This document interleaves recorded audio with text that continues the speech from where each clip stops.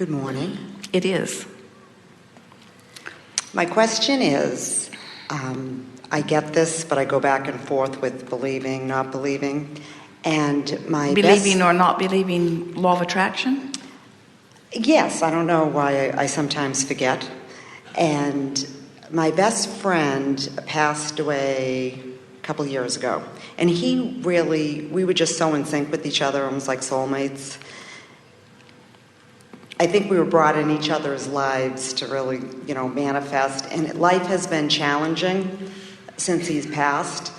But I know he's in a better place. And what I'd really like to do, he sends me signs. It would be really helpful if you all would stop saying that. When you die, you're in a better place. Why would that be?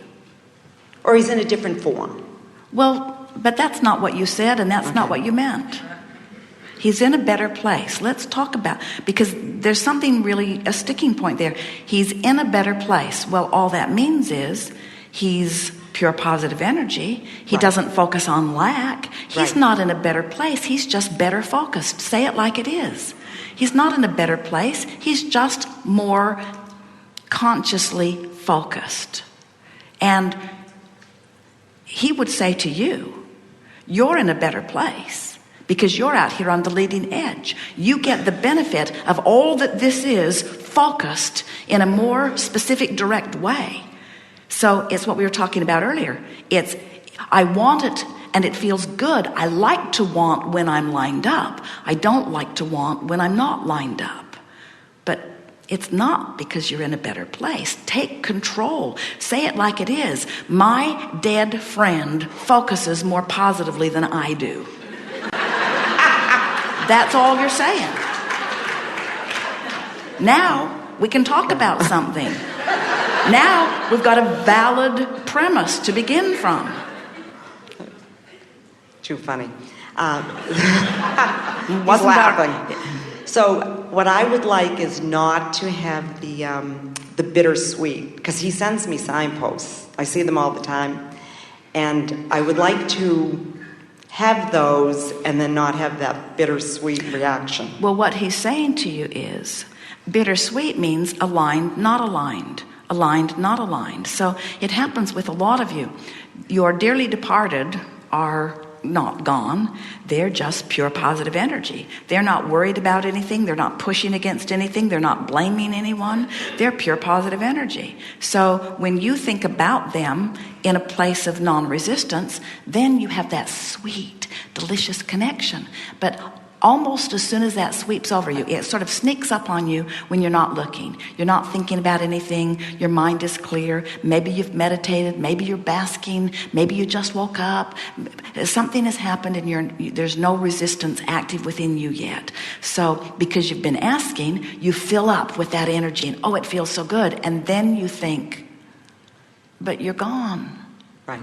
And in the moment that you focus upon not being able to see your friend, not being able to converse verbally in the way that you were accustomed to, then you focus upon the absence of your friend, and you can't experience the present of your friend while you're focused upon the absence of your friend. It's just that simple. You've got to accept a handful of things. First, you've got to accept that he's not in a better place. He's just in a less resistant place. And you've got to accept that he can't come to where you are vibrationally. You have to go to where he is. You hold all of the cards about the rendezvous points. This is what Esther argued with us about for quite a long time. Abraham, if you want to talk to me, you need to come to the ornery place where I am. We never showed up. Jerry rarely will show up over there either. You need to come to the ornery place where I am. And over time, you can get your mother to come there or your friend to come there. And sometimes that's even why you call them soulmates, because they were willing to go there. You're there for me. Oh, thank you for being here for me. Thank you for empathizing and sympathizing and dripping through my pity party with me. Thank you for all of that, my dear, dear, dear, dear friend. I'm so glad you're there for me. I have other highfalutin, high-minded, non-physical friends who won't come and wallow with me in my discord, but you're there for me. And we say, those aren't friends. Those are partners in crime. Those are conspirators in disconnection. So the source within you says, we always say, we're here for you, and we are so connected to you because we exist as the furthest expansion and the culmination of all that you've become. And the most glorious thing about having a good relationship with someone who reemerges into non-physical is that you want, with everything that you are, to maintain the relationship, but you have to do the right work in order to have the relationship. Because there's no meeting in the middle, there's only meeting at the top. There's no wallowing in pity, there's only wallowing in appreciation. There's only wallowing in well-being, there's only wallowing in abundance, there's only wallowing in fullness of who you are, you see. And that's been the challenge, because I try to remember positive things, and then it flips. Well, you just did it again. Yeah.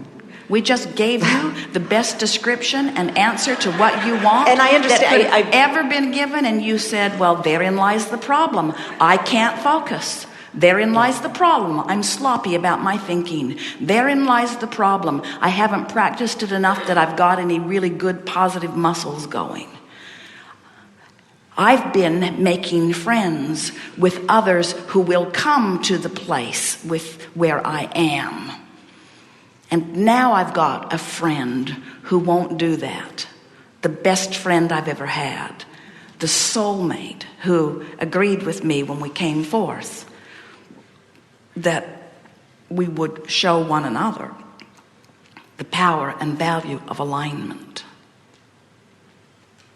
You see, you have to let go of everybody's opinion, and you have to only care about alignment. And the bridge that this friend, all day, every day, what we talk about is there's who you really are, and there's who you're being in your physical form. When they're the same, you feel great. When there's discord, you don't. So most of you want somebody to take you by the hand and lead you there. But the tricky thing about that is they're all selfishly oriented, and they're not taking you by the hand and leading you to what's best for you. They're going to what's best for them. You have to follow your own guidance to come into alignment with who you are. Your friend is now sort of like a catalyst to help you do that. We would rather. That's what I want. We would rather that you didn't need your friend to coax you over there. We would rather that wanting to feel good was all of the impetus you needed to coax yourself there. We think it would be fantastic if you could say, this thought doesn't feel good, and therefore I'm not going to think it, rather than this thought will keep me from getting something that I want, and therefore I won't think it because I have an ulterior motive of wanting to win the lottery or wanting this. We talk to people sometimes and we say, line up with who you are and you will feel wonderful. And they say, yeah, but what will that get me? Will it bring my lover? Will it bring the money? Will it bring the stuff I want? And we say, yes. But isn't that an odd question? Really, they say, oh, well, Abraham just wants me to feel better. Like, what good's that? And we say, well, it's life. It's who you are. In other words, everything that you want, no matter what it is you want, because you will think you will feel better in the having of it. But what it comes round to is you got to care about feeling good and then let it come rather than needing it to come before you can feel better. That's what this is about. And finally, we just love it when somebody croaks. We love it. Our favorite audience are the terminally ill. We're not kidding you, because they're the only ones who really listen. As long as you've got one more last-ditch thing that you can do, as long as they can cut one more thing off or out, plug you up in one more way, give you one more drug, well, I'll just put off that positive thinking until I've explored all of the other possibilities. But when they finally say there are no other possibilities, then you say, well, maybe I'll try. Maybe I'll try to think a little bit more positively.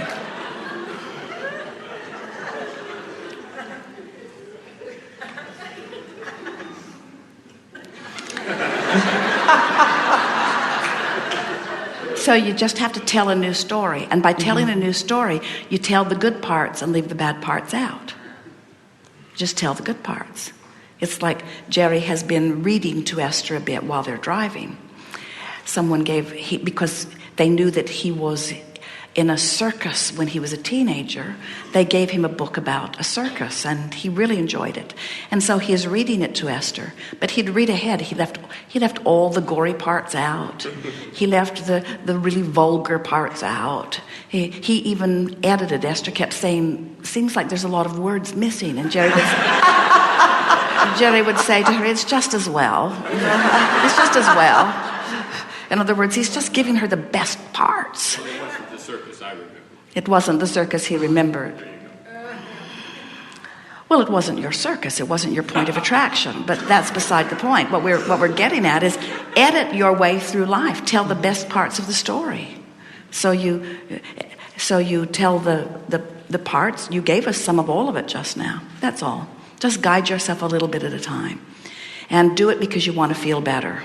And do it because in feeling better, then you'll align. So here's the thing that we want to talk to you about. So, do we want you, or do you want to, do we want you to find better feeling thoughts so that you can hook up with your friend? Or do we want you to find better feeling thoughts so that you can be who you are? Hear the question. If you want to find better feeling thoughts so that you can be who you are, now there's no trying to compensate for something which will take you in the opposite direction. But if your motive in reaching for better feeling thoughts is to get what you want, which could be more money, in this case it's a reuniting with your friend, when your ulterior motive in adjusting your vibration is to stop not getting it and start getting it, there's plenty of the opposite vibration mixing up your vibrational countenance.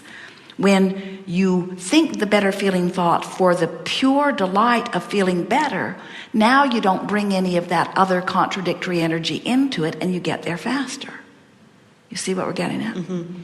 But then you might say, accurately, Abraham, we wouldn't even be having this conversation.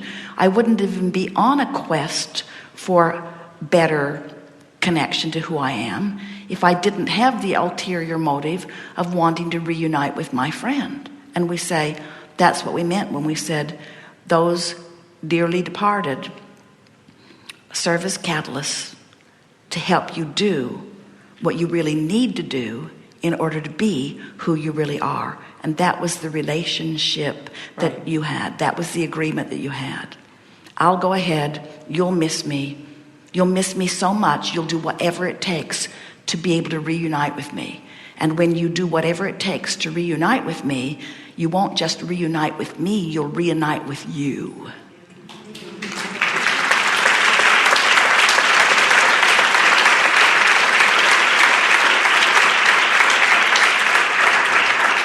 So now you know, and we can't visit with you long enough to train you into that thought. This is something that you're just going to do because you want to do it. Now you know what to do.